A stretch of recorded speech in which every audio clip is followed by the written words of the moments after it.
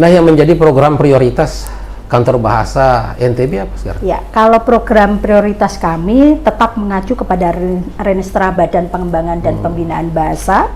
Yang pertama itu literasi, Pak. Literasi. Ya, saat ini kami sedang mengawal pengiriman buku kepada daerah 3T.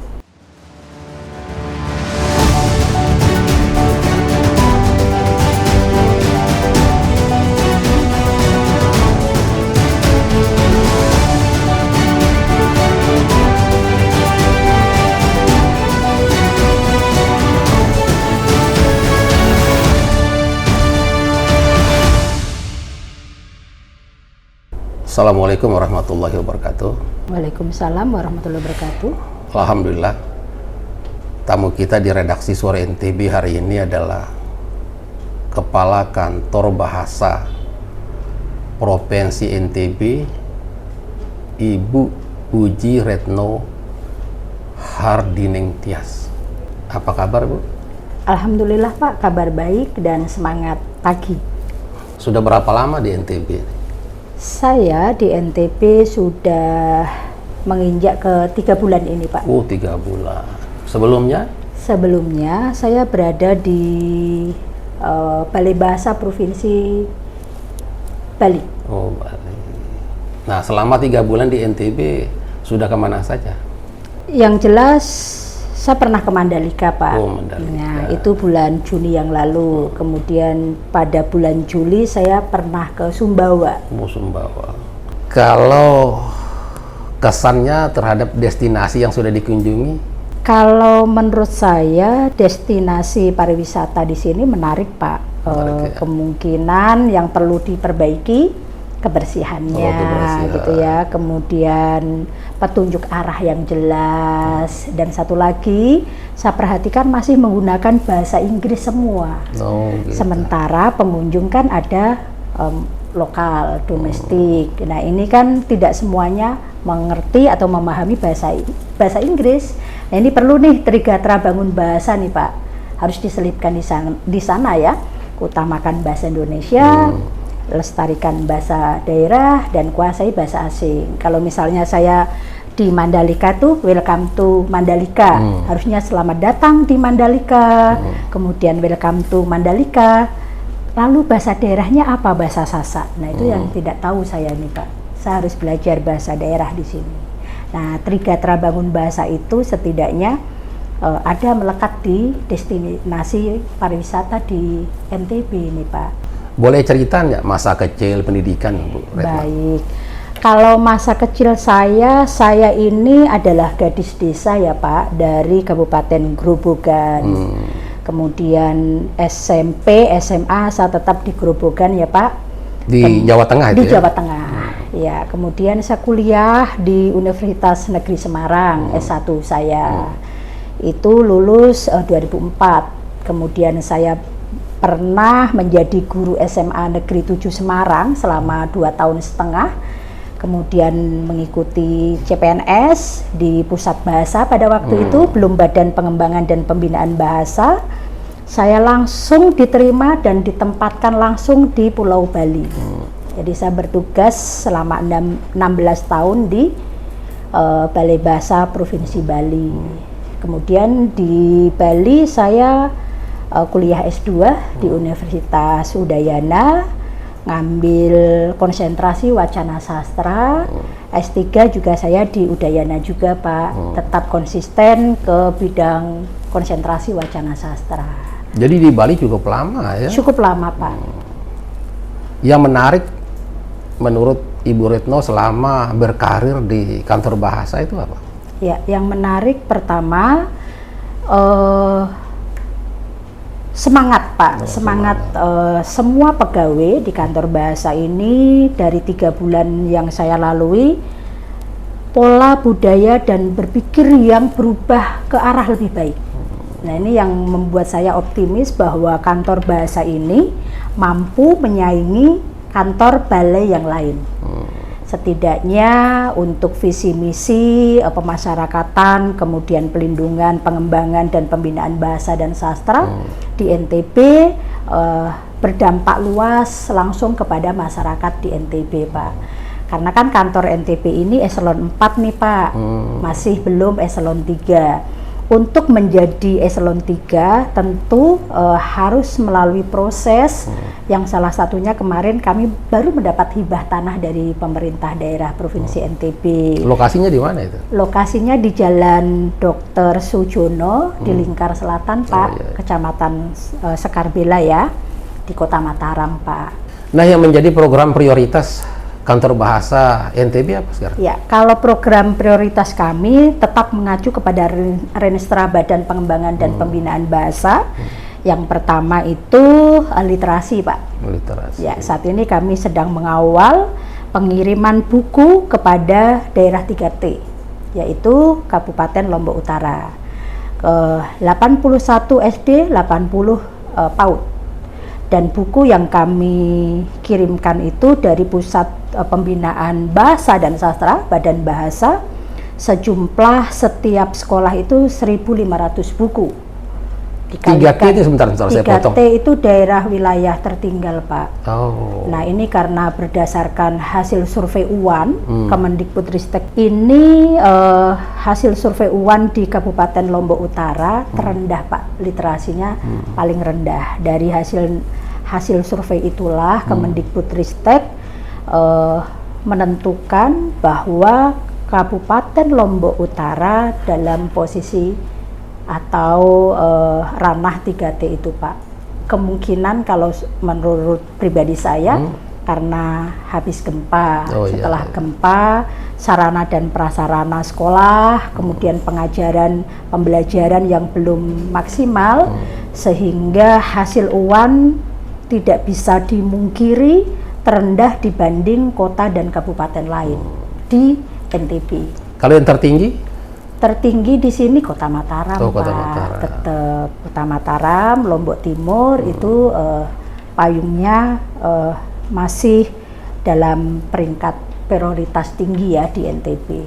Nah, apa yang dilakukan ya oleh kantor bahasa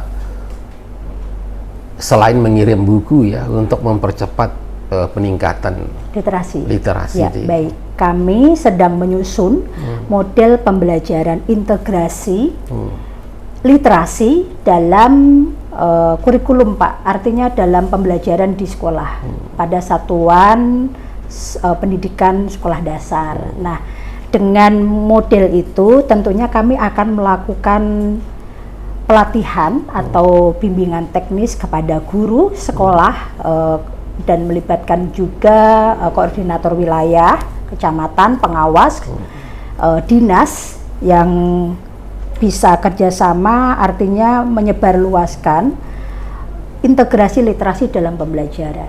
Jadi kalau selama ini literasi diketahui 15 menit membaca di awal, tapi sekarang tidak dengan model pembelajaran tersebut, Pak.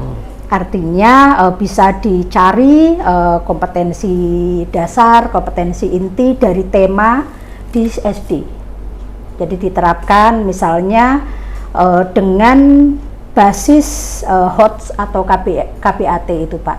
Jadi berpikir kritis ya, Pak. Siswa itu kalau selama ini HOTS yang kita ketahui kan C1 sampai C3 itu masih menghafal gitu ya, Pak, menganalisis. Nah, kalau untuk C4 sampai C6 siswa dituntut berpikir kritis, kemudian mencipta dan tentunya mempraktikkan langsung dari apa yang dia lihat dan dia praktikkan, diajarkan oleh guru di sekolah dengan bahan-bahan suplemen atau bahan bacaan yang tentunya tidak hanya pada buku teks, tapi kita menyiapkan juga buku bahan bacaan pendukung.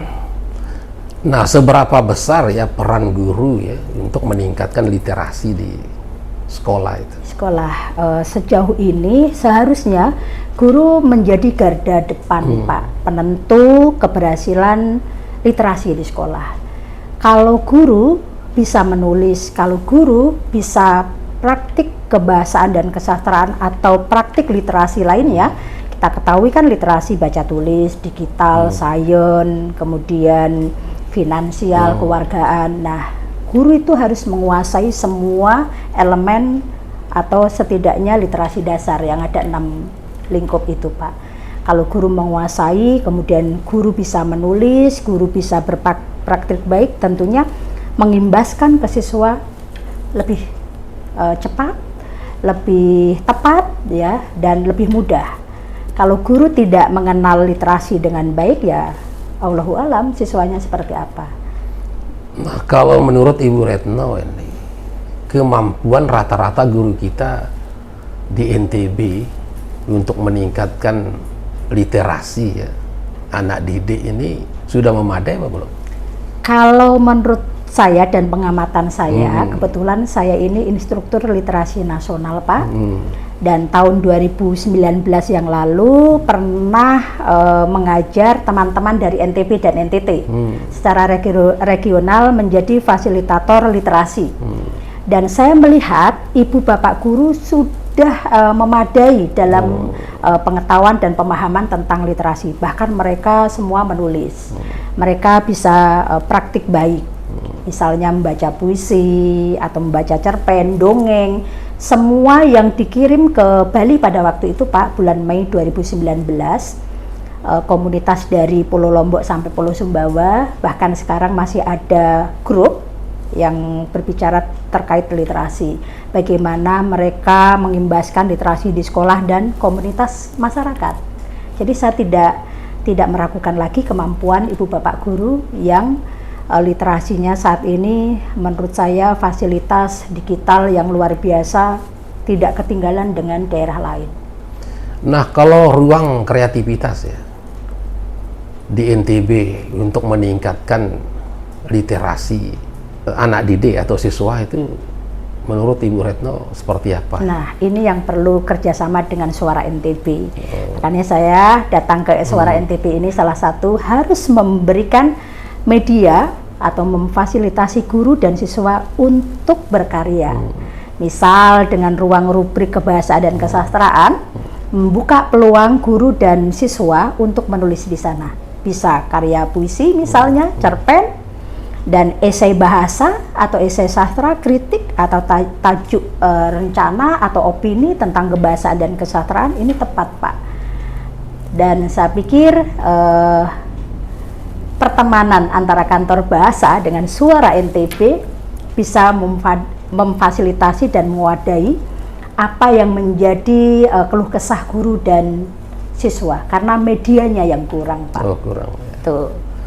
Nah, seberapa penting sih siswa guru ini punya pengetahuan ya, punya kemampuan menulis sastra? Ya, sejauh ini kami juga melakukan pendampingan atau pemberdayaan komunitas literasi ya, Pak. Sebenarnya kelebihan siswa memiliki gagasan yang unik dan menarik. Namun kendalanya bagaimana mereka mengeksekusi. Misalnya kalau menulis artikel, mereka tahapannya tuh harus seperti apa? Kan harus ada pendahuluan, kemudian isi dan penutup nih. Berapa sih karakter yang misalnya untuk Suara NTB atau di media massa, misalnya 600 atau 800 karakter atau kata. Nah, ini yang mereka tidak memahami. Harus ada teknik atau pelatihan strategi bagaimana mengajak siswa dan guru supaya artikel atau tulisan mereka itu bisa terbit di media massa, Pak. Baik itu artikel populer maupun artikel ilmiah. Ini yang kendala selama ini ketika kami melakukan pembinaan ke siswa dan guru. Kemudian media, Pak, terkadang di sekolah mereka tidak ada medianya, misalnya tidak ada majalahnya, tidak ada laman yang memang khusus untuk kebahasaan dan kesastraan atau bidang ilmu yang lain. Nah, ini yang harus diberikan istilahnya wadah kepada guru dan siswa, Pak. Nah, penting nggak siswa ini punya pengetahuan tentang sastra? Penting, Pak. Apa pentingnya itu? Karena di dalam sastra itu ada ilmu atau ada pendidikan karakter. Karya sastra itu diciptakan tidak dari kekosongan budaya, Pak. Pasti bersumber dari fakta-fakta sosial di masyarakat. Hanya saja dikemasnya dengan fiksi. Tokoh yang fiksi, kemudian tapi karakternya kan karakter manusia, psikologinya kan psikologi manusia. perbuatan tingkah lakunya kan juga manusia yang diambil dari fenomena sosial budaya masyarakat. Jadi ada ilmu atau amanat pesan yang tentunya ada yang bisa dipetik, nilai-nilai. Berkorelasi enggak kepribadian seseorang dengan pengetahuannya tentang sastra? Pastinya Pak. Ada korelasinya ya? Ada korelasinya. Semakin siswa atau siapapun yang banyak membaca karya sastra, semakin pengetahuan itu luas. Jadi pemahaman bagaimana menganalisis, kemudian bagaimana mengkritisi dari struktur karya, kemudian struktur di luar karya. Karena kan kita tahu pasti siswa atau siapapun yang membaca karya itu akan melihat isi atau struktur dari karya sastra. Namun setelah itu dengan teori-teori lain yang sosial, dengan teori sosiologi sastra bisa mengenal masyarakatnya, budayanya, nilai-nilai moralnya, itu berdampak Pak. Jadi semakin banyak pengetahuan, semakin banyak membaca, ya tentu siswa semakin banyak bernalar kritisnya tuh semakin penuh ya. Beda dengan yang tidak pernah membaca sastra, tidak pernah yang namanya berpraktik menulis dan langsung mempraktikkan bermain peran, itu lain ceritanya Pak. Nah, kalau orang misalnya punya pengetahuan ya, punya kemampuan menulis sastra, katanya hatinya lembut ya? Enggak ya? Tidak bisa semua dikatakan lembut enggak. Ya, mungkin kebanyakan seperti itu. Tapi rasa empati kemudian ke hati melankolisnya ada Pak. Karena kepekaan ya, kepekaan sastrawan atau penulis itu karena dia melihat fenomena yang terjadi di masyarakat atau hal yang marak yang sedang terjadi di masyarakat. Banyak yang sudah terbukti, misal ada gempa di NTB, banyak loh karya sastra yang lahir terkait gempa di NTB pada tahun 2018 yang lalu. Kemudian bagaimana peristiwa Tambora meletus, itu sudah ada novelnya loh Pak, gitu. Jadi peristiwa alam atau peristiwa yang terjadi di masyarakat bisa tercipta dan bisa dihasilkan oleh para penulis yang memiliki kepekaan terhadap lingkungannya menjadi sebuah karya sastra. Kalau tantangan kita secara umum untuk meningkatkan literasi sastra di NTB apa? Tantangannya mentor, pelatihan, dan wadah publikasi atau penerbitan. Ini yang kurang Pak. Nah, yang berperan siapa itu? Biar yang tiga itu ada. Apa ada peran kantor bahasa dan media-media yang ada di NTB tentunya. Kalau peran pemerintah kabupaten, Iya. pemerintah provinsi misalnya. Provinsi dan kabupaten tentunya ya Pak. Kabupaten kota ya? Iya, kabupaten kota, karena ada Perda nomor 5 tahun 2020 tentang tentang pengembangan, pembinaan dan pelindungan bahasa dan sastra. Itu hak atau tugas dari pemerintah daerah.